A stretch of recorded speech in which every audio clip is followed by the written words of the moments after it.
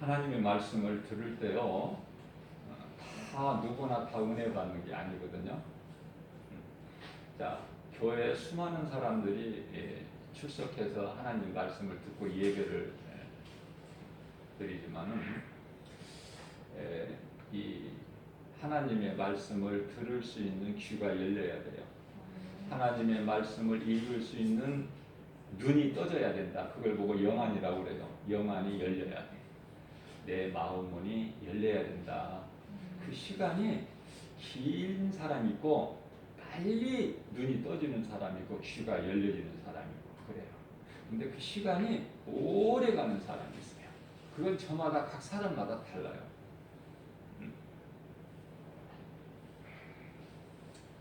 우리가요 지금 세계 인구가 약 한 78억이 이 지구상에 살고 있는데 그 정말 어른들 이 성인 주먹 한 2개 정도 크기밖에 안 되잖아. 얼굴 크기 면적이. 그런데 78억 똑같은 사람이 있어요? 똑같은 사람 없어. 얼마나 놀라워요. 하나님 아시는 섭리는. 하나님의 말씀이 깨달아지려면은 하나님은 창조주시구나. 조물주. 히브리서 3장 4절 말씀인가요? 집이 지은이가 있어야 집이 있는 거야. 집이 하늘에서 그냥 떨어진 것이 아니잖아요. 땅에 솟아난 것이 아니라 집은 누군가 건축자에 의해서 집이 지어진 거야. 마찬가지로 이 우리 눈에 보이는 보다 알 수 있는 우주 만물이 지은이가 있으니 그분이 하나님이시다는 거. 그것이 믿어지는 사람은 창세기에서 1장 1절 성경 시작이죠. 그 하나님은 창조주시구나. 그것이 믿어지는 사람은 빨리 눈이 떠져. 귀가 열려버려. 그것이 안 믿어지는 사람은 그냥 가족 중에 누가 아니면 가까운 누구 지인이 아니면 친한 친구가 야 교회 가자 그러면서 밥도 사주고 뭐 이렇게 하면서 교회를 가자고 해서 와요. 오면은 그냥 앉아서 있지만은 안 믿어지는 거야. 안 믿어져. 그 사람들은 좀 길어. 시간이 길어요. 근데 빨리 눈이 열려지는 사람이 있어요. 빨리. 그런데요 우리 예수님께서는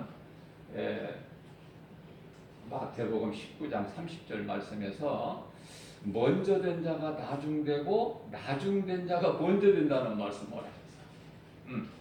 교회를 오래 다녔다고 해서 믿음이 빨리 자라는 것이 아니라 교회 다닌 지 얼마 안 된 사람이 오래 다닌 사람보다 앞선다는 말이에요. 우리 하나님 말씀이에요.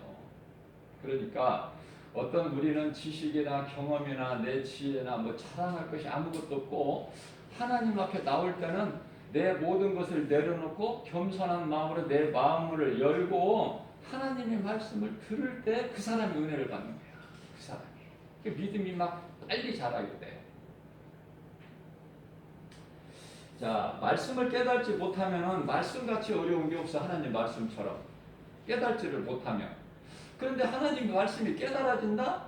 그러면은 그 사람은 참으로 복 있는 사람이죠. 하나님의 말씀이 깨달아지는데. 세상 지식은 몰라도 돼요. 저 무시가다 소리 들어도 괜찮다니까. 우리 하나님께 인정받으면 된다니까. 자, 오늘 본문 말씀을 보게 되면요. 마태복음 24장 32절부터 42절까지인데요. 무화과 나무가 나와요. 우리 예수님이 친히 말씀하시는데 비유로 말씀하셔. 우리 예수님은 우리가 좀 쉽게 좀 어떻게 알 수 있도록 무화과 나무 비유를 말씀하시는데 이 무화과 나무는요, 이 팔레스타인에 이 무화과 나무가 많은데요. 이 무화과 나무를 우리 예수님이 예를 비유로 드신 것은 왜 그러냐면 무화과 나무를 이스라엘 백성으로 지금 비유를 하신 거예요. 이스라엘 백성들을 비유를 하시는 거예요. 자, 그 잎이 그 가지가 연하여지고 잎사귀를 내면 여름이 가까운 줄을 모르는 사람 누가 있겠느냐. 다 알지 않느냐. 그와 같이 33절 말씀이죠. 이와 같이 너희도 이 모든 일을 보거든 무화과 나무 잎이 가지가 연화해지고 잎을 내면은 그 가지에서 잎을 내면은 예수님이 가까이 곧 문 앞에 이를 줄을 알라. 이 말씀이 무슨 말인지 이렇게 비유로 해도 예수님 비유를 하셔도 어렵다. 무슨 말인지 모르겠다. 이거 눈에 보이는 거 세상 것은 다 알겠는데 내가 지식인인데 엘리트인데 하나님 말씀 교회에 오기만 하면 내가 그냥 바보가 돼버려. 아무것도 모르겠어. 안 믿어지니까. 그 사람은 좀 오래 걸려요. 시간이. 괜찮아요. 오래 걸리더라도. 죽기 전에 내가 예수만 나의 구주로 믿으면 돼. 예수가 그리스도시구나. 그 믿어지기만 하면 돼. 죽기 전에.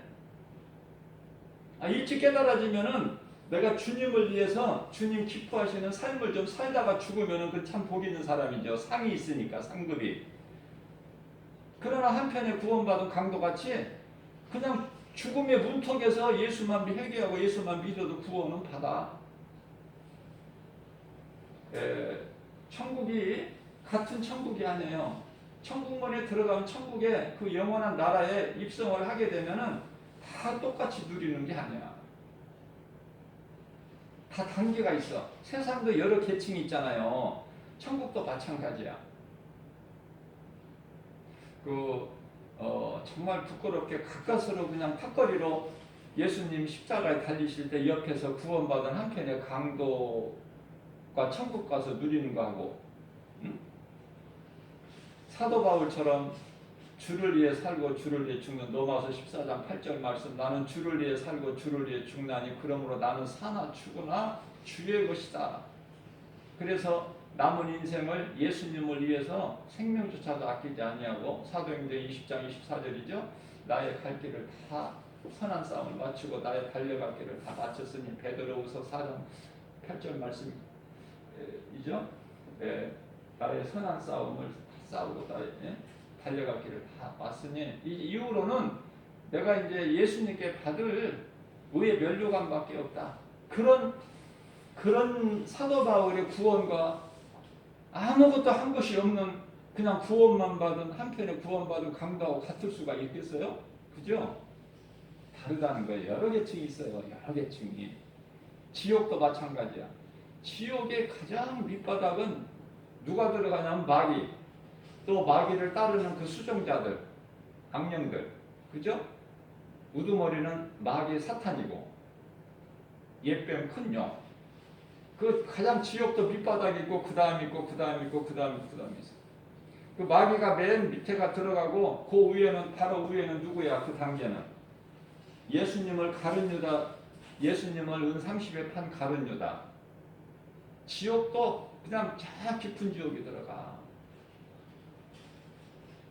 그러한 것을 우리가 깨달을 때 정말 내가 주님을 위해서 뭔가를 좀 내가 선을 행해야 되겠다. 우리 예수님 기뻐하시는 일을 좀 하다가 언제 히브리서 9장 27절 말씀을 보게 되면은 한 번 죽는 것은 사람에게 정해진 것이라고 그러잖아요.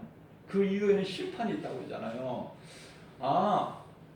누구나 죽는 것이구나. 그런데요, 죽는다는 건 아는데 장례식장도 다니고 이렇게 죽는다는 건 알아요. 가서 깨달아, 장례식장에 가서도.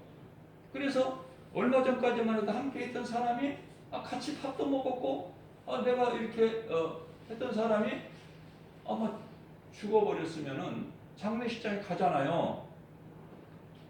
그 마음이 허전해. 함께 있던 친한 사람이 없어져 버렸으니까, 가족이든 친구든 친척이든 지인이든, 그죠? 직장 동료든 허전한 거야.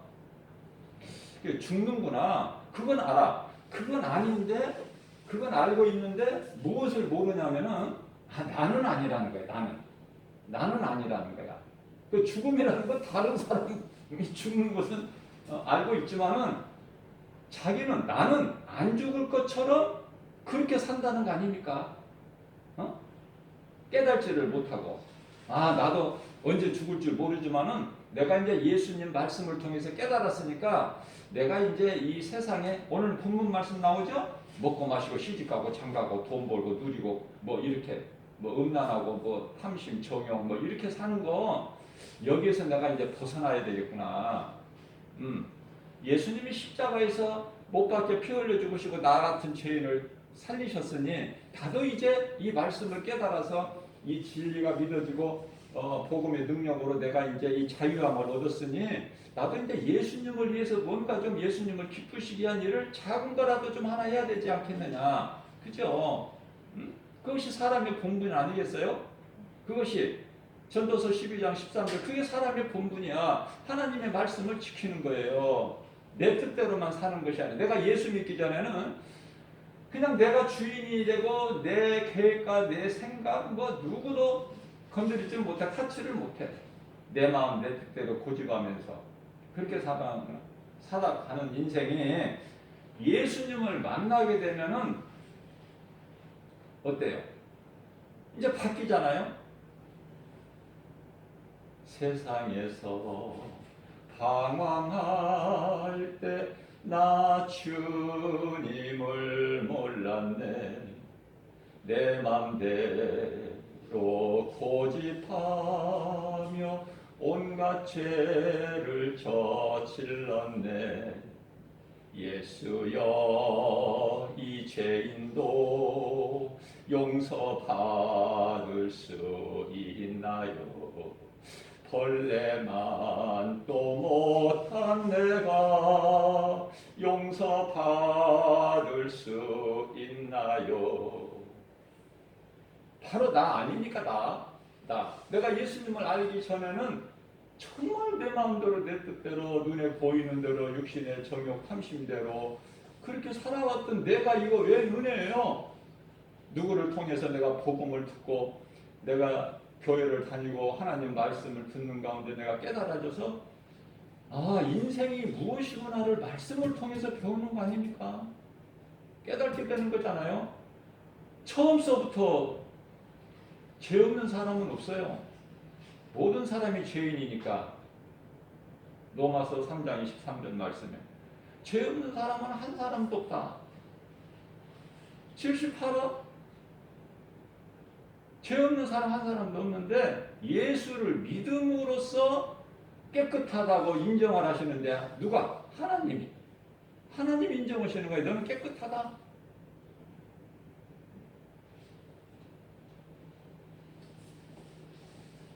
로마서 8장 32절에 예정하신 자를 부르시고 부르신 자를 의롭다 하시고 의롭다 하신 자를 어떻게 해요? 영화롭게 하셨나니. 그래서 예수님이 하나님이신 예수님이 깨끗하다고 하시면은 누가 나를 더럽다고 하겠어요? 누가 나를 죄인이라고 하겠어요? 로마서 3장 30절이죠. 32절이 아니라 32절 말씀은 예수 그리스도를 통해서 우리를 위하여 예수 그리스도 아들까지 내어주신 이가 하나님의 아들 예수 그리스도와 함께라면 그 무엇인들 우리에게 주시지 아니하시겠냐 그 말씀이고요.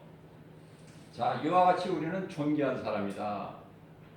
정말 세상의 어떤 무엇과도 바꿀 수 없는 비교할 수 없는 이 구원받은 기쁨, 하나님의 자녀된 거, 우리는 천국 백성이라는 거, 오늘 이 시간에 죽어도 천국 간다는 거, 이 확신을 가지고 살면은요 부족함이 없어요. 세상 것 좀 적게 가져도 남들이 누리고 사는 거 그런 세상 부귀명예 권세 영화 그런 거 없어 못 누려도 그것이 하나님의 은혜죠. 자, 그러면은 예수님이 이렇게 문 앞에 이룬 줄 알라 그렇게 하시면서 34절에 예수께서 내가 진실로 너희에게 말하는 이 세대가 지나가기 전에 이 일이 다 일어나리라. 이 세대가 지나가기 전에 이런 일이 다 일어나. 무슨 일이? 예수님이 다시 오시는 일이. 그러면 이 세대를 알아야 되잖아. 이 세대가 지나가기 전에. 우리가 이 세상적으로는 한 세대를 어떻게 봐요? 20년에서 30년을 한 세대로 봐요. 부모하고 자식 간의 그 나이 차이가 2, 30년밖에 더 납니까?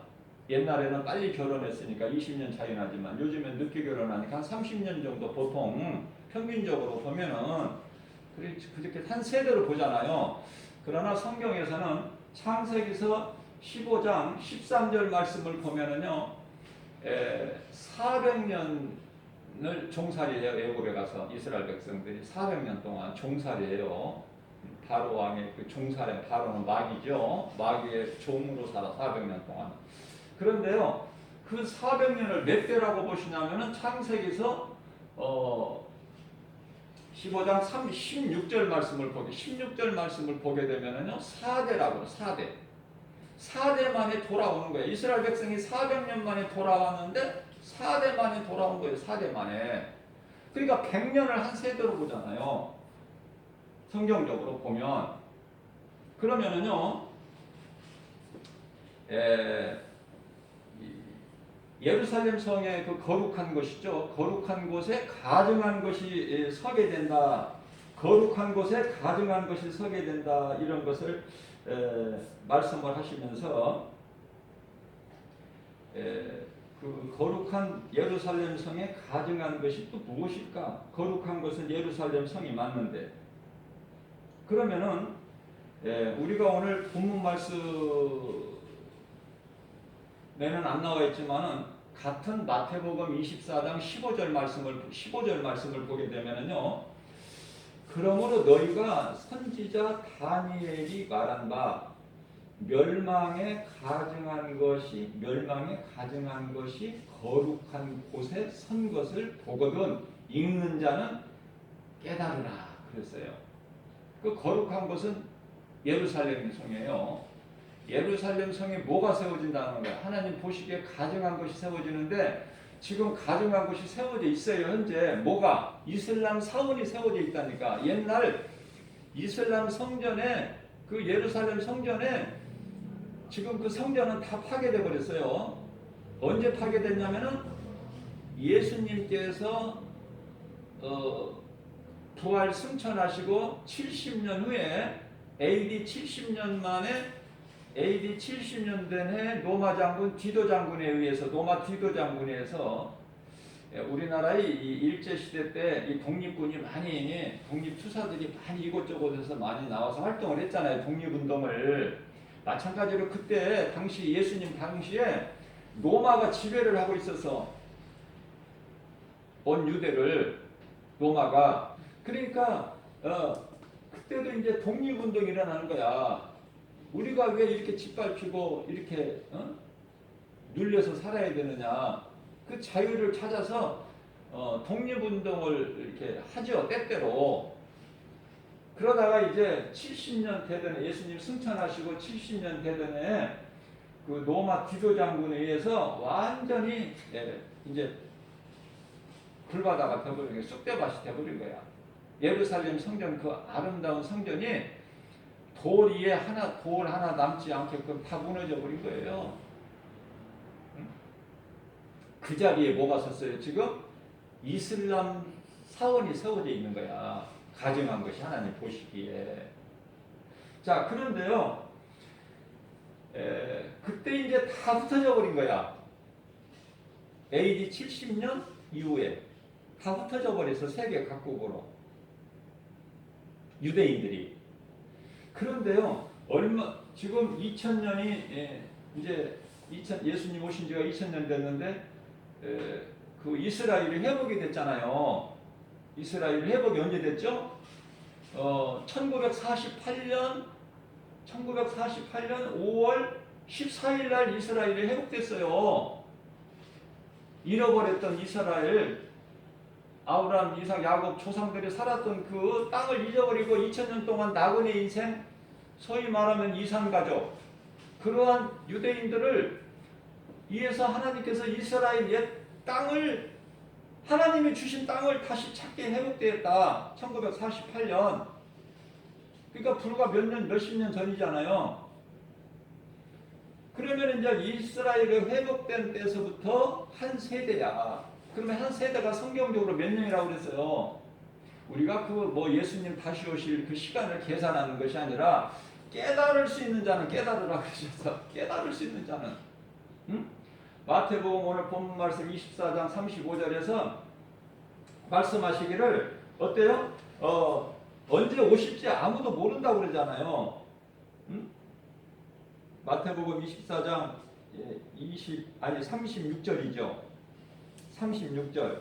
그러나 그날과 그때는 아무도 모르나니 하늘의 천사들도 모르고 아들도 모르고 오직 아버지만 아시느니라. 뭐를? 예수님 다시 오실 그 재림하시는 날 시를 모른단 말이에요. 아무도 말씀을 하시지 않으셨기 때문에. 그러나 깨달을 수 있는 자는, 성령의 감동으로 깨달을 수 있는 자는 깨달으라 그러신 거예요. 그러면 1948년에 이스라엘이 이제 회복이 됐으면은 100년이면은 몇 년이야 이제? 100년이면은. 네?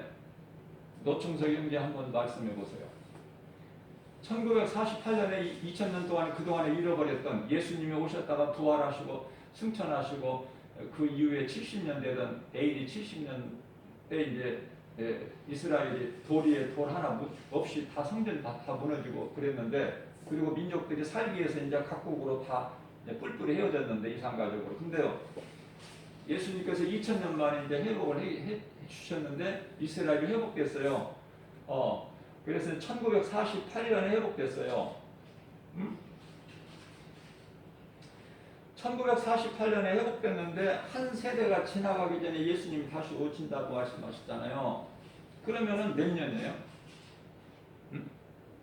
1948년에서 248. 아니 2048. 네, 그렇죠. 성경적으로 보면 그렇다면 2048년도. 근데 2048년도에 오신다는 거예요? 아니면 그 전에 오신다는 거야? 34절 오늘 본문 말씀.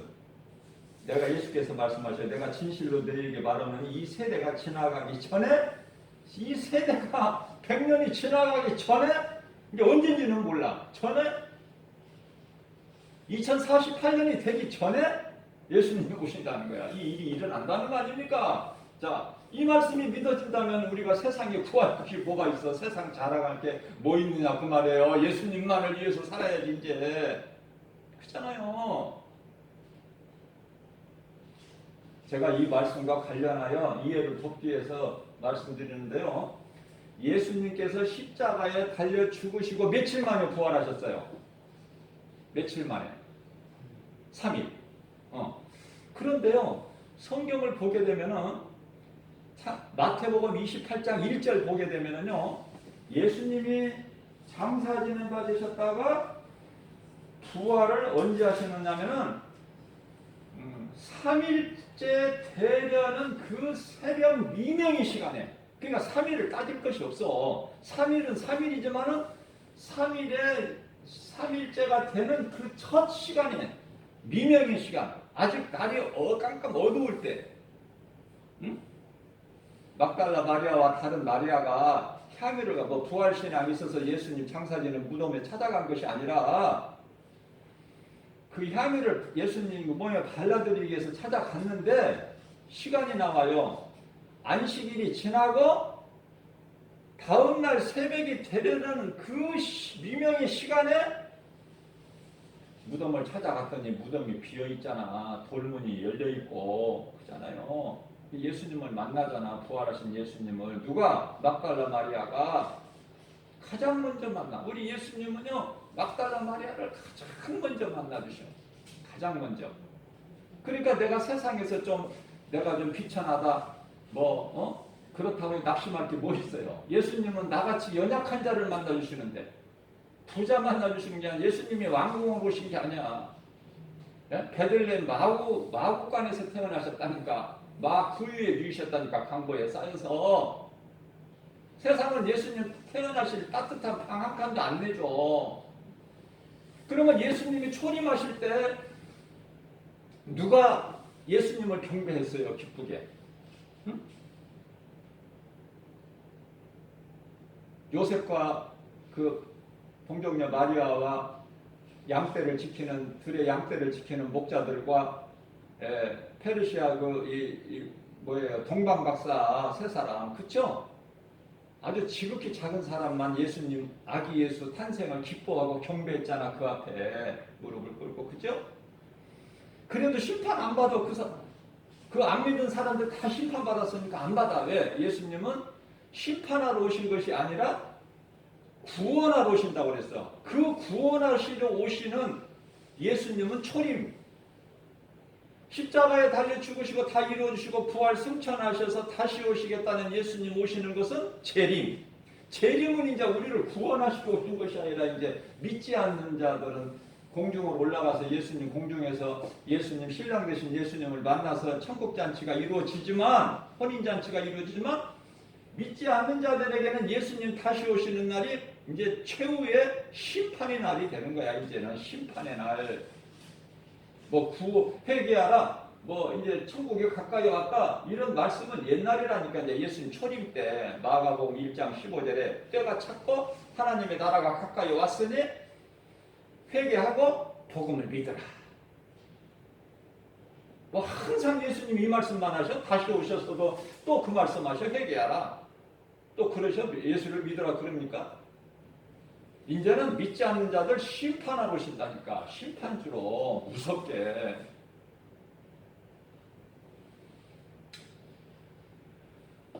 우리 인생을 살아가면서 지금 여기 걸려있는 성화도요, 의미가 있어요. 이 성화가 그냥 성화가 아니라 이 다빈치 작품 중에 하나인데요. 가장 이 손꼽히는 유명한 성화인데 그 성화가 완성되고 나서 이제 좀 어떠냐고 받아다보니까 평가하는 사람들이 예수님이 가지고 계신 은잔이 참 아름답게 됐다. 이래서 그 말을 듣고 그 고귀한 그림을 찢어버렸다는 거 아닙니까? 다빈치가.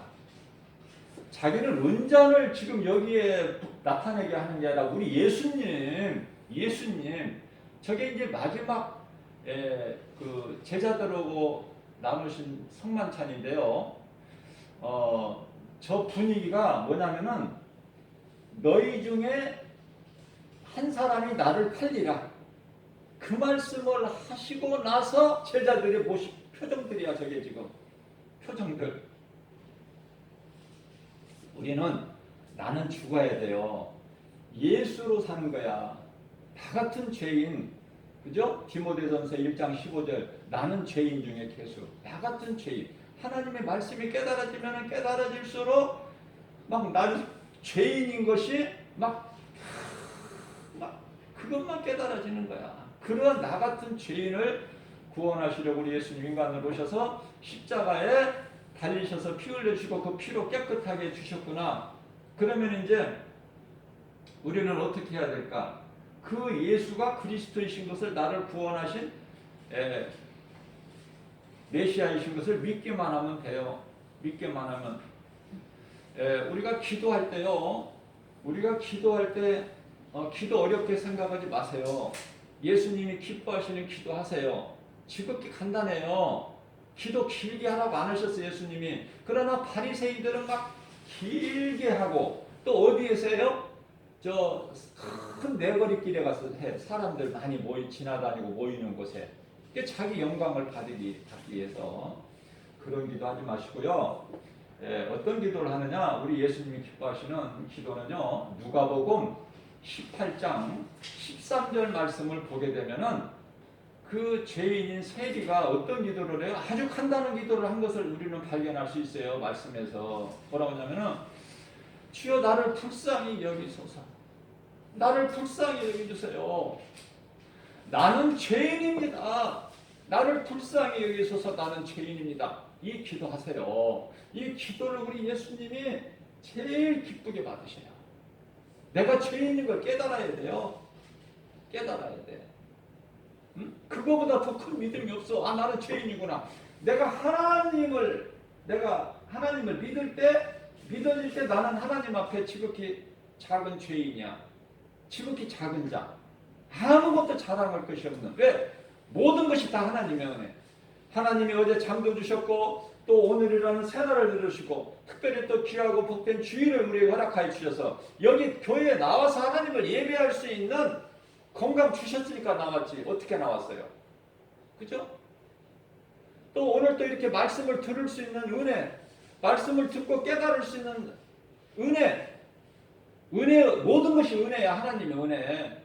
먹고 마시는 거, 건강도, 지혜도, 지식도, 하나님 말씀 깨달아지는 것도 다 하나님의 은혜요.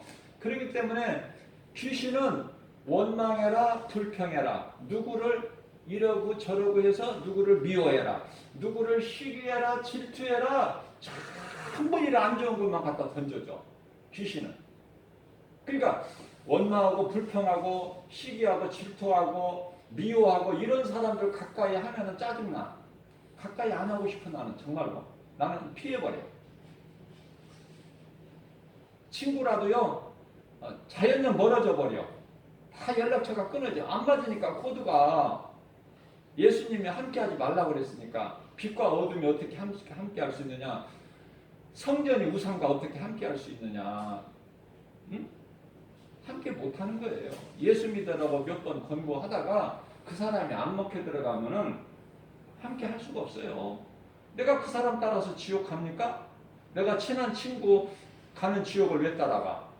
그죠? 나를 따라오라고 해서 내가 잘 진리를, 말씀을, 복음을 가르쳐주고 예수 믿게끔 해서 따라오면 그것도 은혜지만은 안 따라오면은 내가 그냥 가야지 혼자. 그 사람 안 가면, 그 친구가 안 간다면, 그 부모가 안 가고 그 자식이 안 간다면 어떻게 해요? 미련 없이 버려버리고 나 혼자 가야지. 어? 그렇잖아요. 그래서 하나님, 나를 불쌍히 여겨서 나는 죄인입니다. 하나님의 말씀이 깨달아질 때 바로 이 기도가 나와버리는 거예요. 무슨 지식이 있어서 많이 배워서 유창하게 기도 오래 하는 것이 아니라 이 기도. 그리고 너희는 기도할 때 이렇게 기도하라. 마태복음 9장 11, 마태복음 6장 9절에서 13절까지 말씀하고 있잖아요. 응? 너희는 기도할 때 이렇게 기도하라. 하늘에 계신 우리 아버지. 여러 사람들이 있을 때는 우리 아버지고, 나 혼자 기도할 때는 하나님 아버지. 이렇게. 누가 하나님을 아버지라 부를 수 있어요? 자녀만 부를 수 있지. 그 특권이 있잖아. 우리는 예수를 믿음으로. 요한복음 1장 12절 말씀. 영접하는 자 곧 그 이름을 믿는 자들에게는 하나님의 자녀가 되는 권세를 주셨습니다. 자, 그래서요 성경적으로 보면 그렇다고 말해요. 하나님 감동 주시는 대로 보면은 때가 정말 이제 마지막 때구나. 마지막 때구나. 예수님이 십자가에 달려 죽으시고 그 부자, 예수님 제자 중에 한 사람이죠. 부자 아리마대 사람 그 요셉, 자기가 죽으면 이제 자기 죽음을 위해서 예비한 그 새 무덤을, 예수님을 거기에 장사를 지냈잖아요. 자기 무덤에. 그죠? 그래서 정말 예수님이 3일 만에 부활하셨는데 무덤에 계신 시간은 몇 시간인가? 나는 그것도 또 관심 있게 한번 계산을 해봤다는 거 아닙니까? 그것도. 그랬더니 불과 몇 시간 안 돼. 말만 3일이지. 3일이면 24시간씩 얼마야? 많은 시간이잖아요. 그러나 예수님이 십자가에 달리신 것은 오후에 금요일날, 성금요일날 오후에 3시에 이제 숨을 거두시고 영원히 떠나셨으니까, 그리고 이제 저녁 때 그 아리마대 사람 요셉, 부자 요셉이 이제 예수님 제자 한 사람이 이제 빌라도에게 허락을 받아서 이제 그 십자가에서 내려서 이제 자기를 위하여 그 예비된 그 새 무덤에 이제 예수님을 거기에 이제 장사를 했는데, 그리고 나서 그 다음 날이 금요일 날 십자가에 달리셨으니까 그 다음 날이 안식일 아닙니까? 토요일 날이. 근데 안식일 하루 꼬박 24시간이야. 꼬박 하루 24시간. 그리고 예수님이 영원히 떠난 시간이 오후 3시란 말이죠. 9시에서, 오전 9시에서 십자가에 달리셔가지고 오후 3시에 영원히 떠나시고 고개를 떨구셨으니까 6시간 만에 이제 영원히 떠나셨는데요. 그럼 오후 3시서부터 밤 12시까지 하면 몇 시간이야? 응? 거기에다가 다음 몇 시간 안 되죠? 9시간인가요? 거기에다가 이제 안식일 날 24시간 에다가 9시간. 그러면은 몇 시간이죠? 24시간, 9시간, 33시간인가요? 그리고 이제 부활하신 날은 새벽에 그 시간이 몇 시인지는 몰라. 다음 날이 안식일이 지나고 다음 날이 안식일로 첫날이 되려는 그 시간, 미명의 시간에 그 시간이 새벽 3시도 될 수도 있고 4시도 될 수 있고, 그죠? 그 시간만 이제 합산하면 되는 거야. 예수님 사랑하고 그 관심을 가지게 되면은 이렇게까지 우리가 생각해 볼 수 있다 그 말이에요. 자, 이런 모든 말씀이 마태복음 24장 35절 말씀을 보게 되면은 천지는 없어질지언정 하나님의 말씀, 오늘 우리에게 주신 이 말씀 결코 없어지지 않는다. 하나님의 말씀은 안 없어져요. 천지가 없어질지언정. 베드로전서 1장 25절에서도 말씀을 하고 있죠. 자, 그렇다면은 결론은 깨어 있어야 되는 건데요. 42절 말씀이죠. 42절 말씀. 그러므로 깨어 있으라. 어느 날에 너희 주가 오실지 너희가 알지 못하기 때문에 깨어 있으라고 말씀을 하시고요. 그러면은 이 깨달는 자는 깨어 있게 되는데, 말씀과 기도로 깨달지를 못한 자는 여전히 예수님 말씀과 나의 생명이 되신 나를 살리시는, 나 같은 죄인을 살리시는 예수님 말씀과 전혀 상관이 없고, 예수님 십자가 보혈의 공로와도 전혀 상관이 없고, 여전히 어떻게 한다는 거예요? 38절 말씀을 보게 되면은 홍수전에 노아가 방주에 들어가던 날, 이것도 비유예요. 이것도 비유. 홍수는 노아 시대에 이미 오래전에 있었던 사실이잖아요. 예수님이 오셔서 이런 말씀을 왜 하시냐면은 그 홍수 심판, 그것은 잘 알고 있거든요, 유대인들이. 그래서 38절에 자, 마치 홍수전에 노아가 방주에 들어가던 날까지 사람들이 뭐를 했어요? 방주가 무엇인지, 방주 안에 노아가 왜 들어가는지, 방주를 120년 동안 왜 지고 있는지, 그런 걸 전혀 깨닫지 못한 사람들이 뭐를 했다는 거예요? 여전히 세상에 있는 거 먹고 마시는 거. 저는 이런 걸 생각해요. 사람이 살아가는데 하루 동안의 일상생활을 이렇게 돌아보니까 먹고 마시는 일에 시간이 굉장히 많이 허비되더라고요. 먹고, 이게 전부 먹는 거야, 마시는 거. 이거 빼고 나면은 뭐 별로 없어. 그렇게 먹는 문제가 크구나. 근데 그때 당시 사람들도, 예수님 당시 사람들도 사람들이 먹고 마시고 장가가고 시집가고 전부 이런 일에 그냥 열심히 내는 거야. 시집장가고 시집장가 잘 가는 거, 잘 먹고 잘 사는 거, 이런 거. 여기에 관심이 있어서 언제까지 깨달지를 못하느냐면 39절 말씀에서 홍수가 나서 그들을 다 멸하기까지 깨달지 못하였으니 인자의 임함도 이와, 인자는 우리 예수님이 자신을 가리키는 거예요. 인자가 다시 오는 임함도 이와 같으리라 그러시면서요, 어떤 말씀을 또 힌트를 주셨느냐면은, 때는 말씀하시지 않았지만 힌트를 주신다니까, 말씀 속에서 그걸 발견을 해야 돼. 40절 말씀이에요. 그때 두 사람이 밭에 있으면 한 사람은 데려가고 한 사람은 버려두면, 이게 무슨 말씀이냐면, 물론 믿는 자가 이제 구원받고 믿지 않는 자는 버려둠을 당하지만은, 당연한 말씀이지만은, 이 말씀의 핵심은요, 그때 두 사람이 밭에 있을 때 예수님이 오신다는 거야. 밭에 있을 때.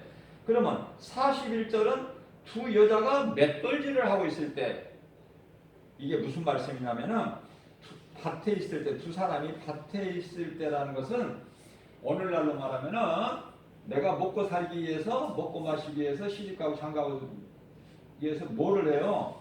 일을 해야 되잖아. 그러니까 밭이라는 것은 사업장이 될 수도 있고 직장도 될 수 있다. 일터를 얘기하는 일터. 사업장이나 직장. 내가 그러니까 오늘 또 사업하러 간다. 오늘 또 직장에 간다. 그럴 때 또 41절에서는 두 여자가 맷돌질은 어디서 해? 집 밖에서예요? 집 안에서예요? 집 안에서 하잖아. 집 안에서. 집 안에서 맷돌질을 하는. 그러니까 다시 말하면 그냥 평범한 일상 생활 속에 있을 때 예수님이 오신다는 거야. 일상생활 속에서. 무슨 특별한 날 오시는 것이 아니라 일상적인 생활하고 있을 그때 그 속에서 예수님이 오신다는 거야. 다시.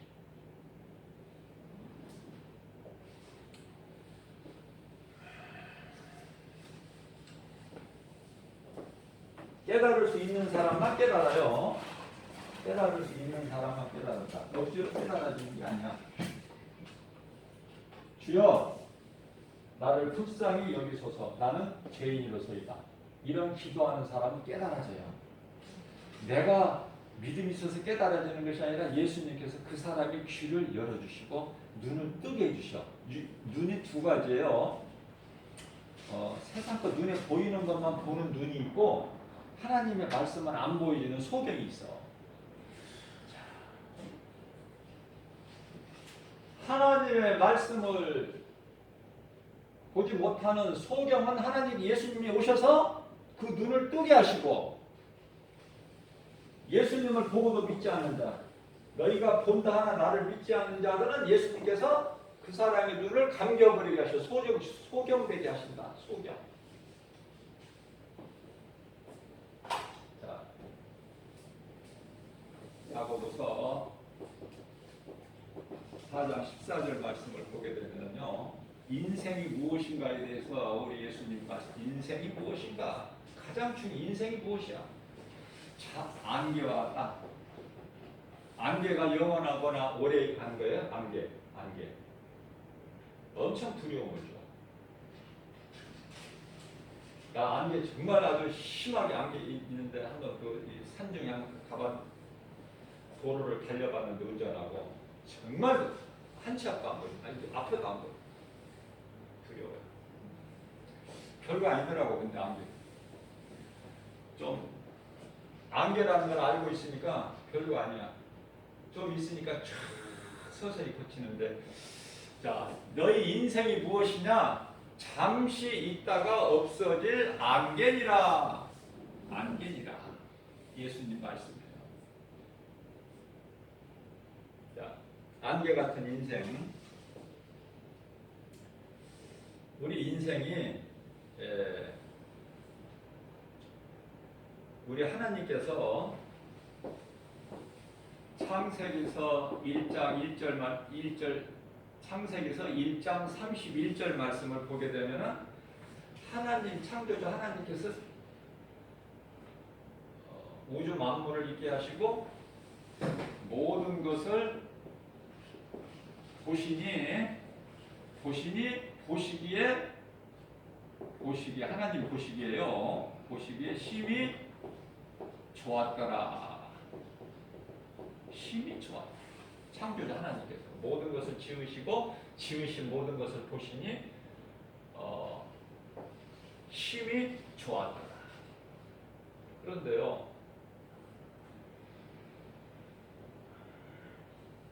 인간이 타락해버렸어. 타락해서 죄인이 되어버린 거예요. 그러니까 모든 것을 지으시고 지으신 모든 걸 보시기 좋았다. 여기 이제 사람도 들어가는 거야. 사람은요, 제가 수없이 강조하는 거지만은 몸이 있고 영이 있고 혼이 있어요.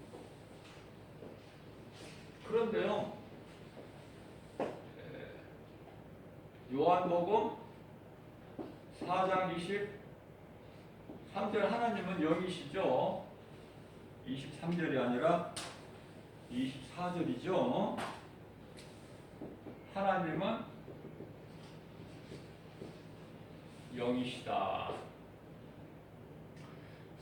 뱀의 거짓말에 속아서 선악과 열매를 먹고 하나님께 범죄한 죄인이 된 건요. 우리가 잘 알고 있잖아. 그거는요. 그래서 범죄한 인간에게 죽어버린 게 뭐냐면 이 하나님이 주신 영이 죽어버린 영이 적어도 여전히 930년을 살아. 930년을 살다 죽어 아담이. 영이 죽은 거야. 정확하게 말하면 영이라는 것은 죽는 것이 아니라 영원한 것인데 마치 죽은 것 같이 이 영이 살아 있어야 하나님을 아는데 하나님을 잊어버리는데.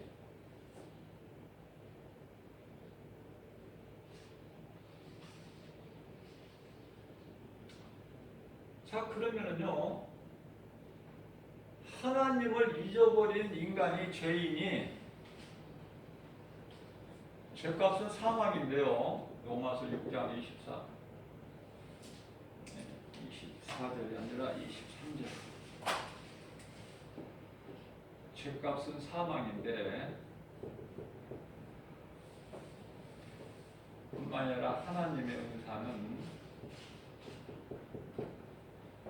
예수 그리스도 안에 있는 생명. 로마서 6장 23절 이렇게 두 가지가 있어요. 앞에 전반전에 죄값은 사망이요. 그러나 하나님의 은사는 예수 그리스도 안에 있는 생명. 이 생명은 영원히 사는 생명이에요. 영원한 생명. 모든 사람은 그러니까 한 번은 다 죽는다고 내가 아까 그랬죠? 히브리서 9장 27절에서 모든 사람은 다 한 번 죽어. 그런데요, 둘째 사망이 있어. 둘째 사망. 계시록, 요한계시록 20장 15절, 요한계시록 21장 8절. 둘째 사망이 있단 말이에요. 둘째 사망이. 그러니까 한 번 죽는 것은 뭐가 죽는다는 거예요? 몸이 죽는 거예요. 몸이. 흙에서 온 창세기서 2장 7절에 흙에서 온 몸이 흙으로 다시 돌아가는 거야. 근데 둘째 사망이 뭐냐면은 영이 죽는 거야. 영이 죽는데 이 영이라는 것은 죄인의 영. 예수를 믿지 않으면 죄인이니까. 요한복음 16장 9절 예수께서 죄라는 건 말이야. 나를 믿지 않는 것이 죄야. 간단하게 말씀하셨어요. 예수를 믿지 않는 죄.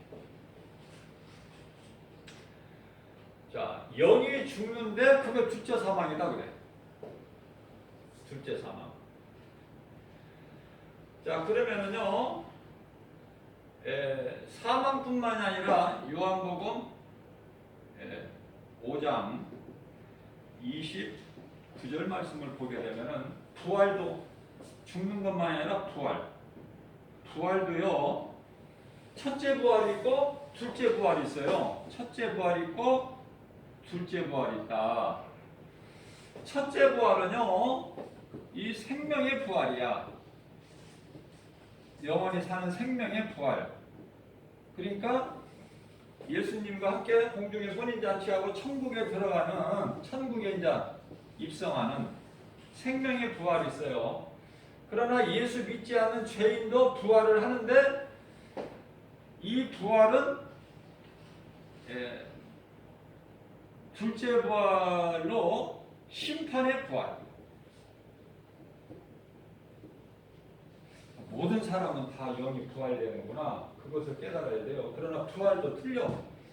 죽는 것도 틀려.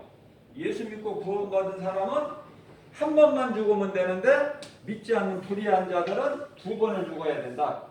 두 번을 죽어야 돼. 이런 중요한 말씀이 이게 막 깨달아지고 막 은혜가 되고 그래야 내가 집에서 성경을 좀 말씀을 읽어보고 싶은 마음이 생기고 그러거든요. 식탁에서 밥만 먹는 것이 아니라 식탁에 성경을 딱 펴놓고 그 앉아서 읽어보면 얼마나 좋은지 정말 그런 생활을 하나님 말씀을 읽는 시간 한 주간 동안 10분도 안 읽어보고 교회 나온 사람들이 많아요. 그런 사람들이 교회 와서 어떻게 말씀으로 은혜를 받느냐고 깨달을 수가 있냐고요. 내가 평소에 내 마음이 나를 구원하신 예수님께 내 마음이 좀 가야지. 응? 그래야 내가 그 말씀이 나를 살리신 하나님 말씀이 내가 관심이 갈 거 아니에요? 그러면은 하나님의 말씀은 전혀 나와 상관이 없고 한 주간 동안 내가 먹고 마시고 시집가고 장가가고 무엇을 먹을까 마실까 잘 먹을까 누릴까 뭐 세상에서 인정받는 지식 뭐 이런 거 사업 잘 되고 진급되고 자식들이 잘 되고 뭐 전부 이런 거. 야, 오늘 본문 말씀 나왔잖아요. 시집가고 장가고 먹고 마시고 전부 이런 일에만 있다 보니까 예수님은 없어. 6일 동안에. 그러다가 이제 7일째 되면 주일날 또 교회는 나와요. 나오는데 아니, 말씀이 안 깨달아지잖아. 그렇게 살다가 나오면 무슨 말씀이냐면은 내가 어디 가서 세상에서 좀 즐겨요. 어디 가서 세상에 즐겨. 뭐 유흥업소에 가서 술을 마신다든지 아니면은 뭐 경마장에 간다든지 아니면 어디 가서 도박을 한다든지 어디 가서 뭐 정욕적으로 뭐 음란 탐심을 한다든지 아니 세상 일을 하다가 예수님 앞에 기도하려고 앉아 있으면 기도가 되느냐 그 말이에요. 내가 세상을 사랑하다가 하나님께 기도해야지 앉아 있으면 기도가 됩니까?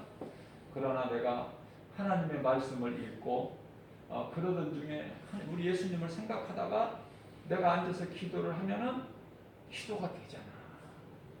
무슨 기도? 나를 불쌍히 여겨 주옵소서. 주여, 나를 불쌍히 여겨 주세요. 나는 죄인입니다. 이런 기도가 나온다고 말이에요. 나도 모르게 눈물이 나오고 목이 메이고 그런 사람이 믿음이 막 자라게 되는 거예요. 자, 그래서 우리는 생명의 부활이 우리는 이제 약속되어 있는데요. 우리가 이 땅에 사는 동안에 어떤 삶을 살아야 될까? 구원받은 자들은 예수 믿고 믿음으로 구원받은 자 어떤 삶을 살아야 될까? 간단하게 한 말씀 드리면은 세상 것 염려 근심 걱정 무엇 먹을까 마실까 내가 열심을 내서 돈 많이 벌고 출세하고 이렇게 안 해도 복잡하게 이렇게 하는 건 세상 사람들이 하는 거고 세상 사람들이 하게 놔두고 구원받은 성도라면은 어떻게 내가 구원받은 확신이 있다면은 예수님을 기쁘시게 하는 삶을 살려면 어떻게 해야 돼요? 예수님께서 친히 간단하게 말씀하셨어요. 요한복음 6장 35절에서 요한복음 6장 35절에서 어떤 말씀하셨는지 너희가 내 말을 듣고 내게 나오며 영원히 줄이지도 않고 영원히 줄이지도 않아. 굶지 않아. 또 영원히 목마르지도 않아. 먹고 마시는 것이 아까 중요하다고 제가 그랬잖아요. 앞서 언급을 했잖아요. 영원히 목마르지도 않고 줄이지도 않으니 예수님이 생명이 떡이 되어주시고 예수님이 생수가 되어주신다는 거예요. 생명의 떡. 영원히 목마르지 않는 생수. 우리 예수님. 그러니까 예수님께 믿음으로 나오기만 하면 모든 문제가 다 해결되어 버린다. 간단하게 말해서 모든 문제가 다 해결되어 버린다. 요한복음 19장 30. 내가 다 이루었다. 다 이루었다. 그 말씀하시고 숨을 거두신 거예요. 그러면 다 이루어지신 예수님 십자가에서 다 이루어지신 것이 복과 평안인데요. 이것을 내 것이 돼야 돼. 내 것.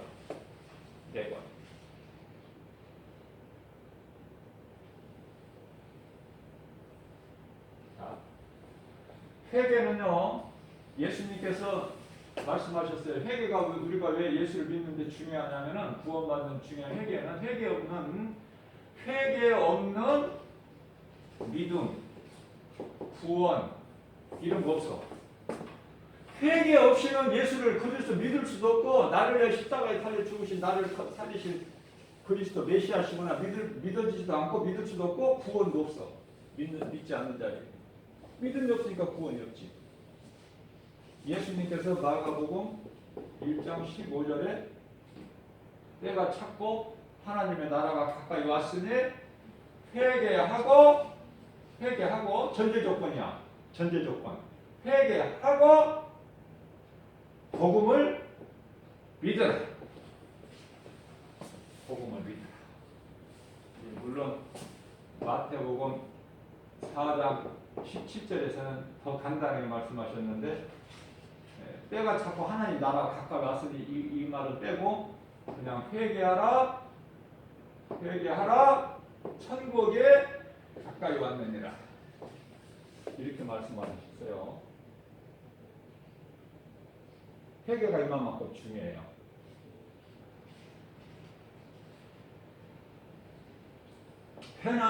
회개는요